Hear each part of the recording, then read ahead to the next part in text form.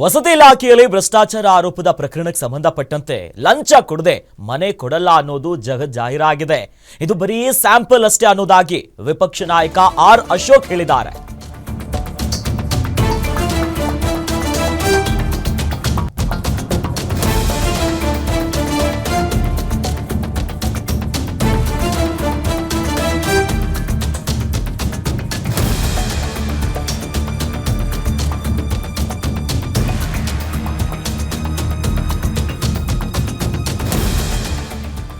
ವಸತಿ ಇಲಾಖೆಯ ಭ್ರಷ್ಟಾಚಾರದ ಆಡಿಯೋಗೆ ಸಂಬಂಧಪಟ್ಟಂತೆ ಇದು ಬರೀ ಸ್ಯಾಂಪಲ್ ಅಷ್ಟೇ ಅನ್ನೋದಾಗಿ ಆರ್ ಅಶೋಕ್ ಪ್ರತಿಕ್ರಿಯೆಯನ್ನ ಕೊಟ್ಟಿದ್ದಾರೆ. ರಾಜ್ಯದ ಮೂಲೆ ಮೂಲೆಯಲ್ಲಿ ಲಂಚ ಇಲ್ಲದೆ ಕೆಲಸ ಇಲ್ಲ, ಮನೆ ಇಲ್ಲ, ಮನೆ ಬೇಕಾದ್ರೆ ಲಂಚ ಕೊಡಿ ಅನ್ನೋದು ಈ ಸರ್ಕಾರದ ಬ್ಯಾನರ್. ದುಡ್ಡಿಲ್ಲದೆ ಈ ಸರ್ಕಾರದಲ್ಲಿ ಏನು ನಡೆಯಲ್ಲ. 60% ಕಮಿಷನ್ ಇಲ್ಲದೆ ಯಾವ ಕಚೇರಿಯಲ್ಲೂ ಕೂಡ ಕೆಲಸ ಆಗಲ್ಲ. ಇನ್ನು ಸ್ಲೀಪಿಂಗ್ ಸಿದ್ದರಾಮಯ್ಯ ಯಾವ ಕಡೆಗೂ ಗಮನವನ್ನ ಕೊಡ್ತಿಲ್ಲ.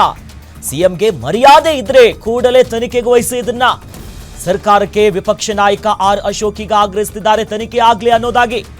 ಸಿಎಂಗೆ ಮರ್ಯಾದೆ ಇದ್ರೆ ಕೂಡಲೇ ತನಿಖೆಗೆ ವಹಿಸಬೇಕು. 60% ಕಮಿಷನ್ ವಿಚಾರವನ್ನು ಕೂಡ ಈಗ ಮುಂದಿಟ್ಟಿದ್ದಾರೆ ಆರ್ ಅಶೋಕ್ ಅವರು. ಮಾನ ಮರ್ಯಾದೆ ಇದ್ರೆ ಇದನ್ನ ಈಗ ಶಾಸಕರು, ಕಾಂಗ್ರೆಸ್ ಶಾಸಕರೇ ಮಾತಾಡಿರುವಂತ ಆಡಿಯೋ ಇದೆ. ಮುಖ್ಯಮಂತ್ರಿಗೆ ಏನಾದರೂ ಗೌರವ ಇದ್ದರೆ, ಕಾಂಗ್ರೆಸ್ ಪಾರ್ಟಿಗೆ ಏನಾದರೂ ಮಾನ ಮರ್ಯಾದೆ ಇದ್ದರೆ ಇದನ್ನು ಕೂಡಲೇ ತನಿಖೆ ಒಪ್ಪಿಸಬೇಕು. ಈ ಆಡಿಯೋ ರಿಲೀಸ್ ಆಗಿರೋದು ಸತ್ಯ ಅಂತ BR ಪಾಟೀಲ್ ಅವರು ಹೇಳ್ತಾ ಇದ್ದಾರೆ.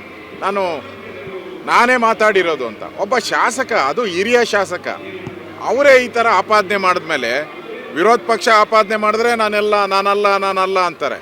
ಈಗ ಆಡಳಿತ ಪಕ್ಷದೇ ಇಷ್ಟು ದಿನ ವಿರೋಧ ಪಕ್ಷಗಳು ಆಪಾದನೆ ಮಾಡ್ತಾ ಇತ್ತು, ಈಗ ಆಡಳಿತ ಪಕ್ಷನೇ ಆಪಾದನೆ ಮಾಡ್ತಾ ಇದೆ ಅಂದರೆ ಇದು ಎಷ್ಟು ಭ್ರಷ್ಟ ಸರ್ಕಾರ, ಎಷ್ಟು ಲೂಟಿ ಹೊಡಿತಾ ಇದ್ದಾರೆ.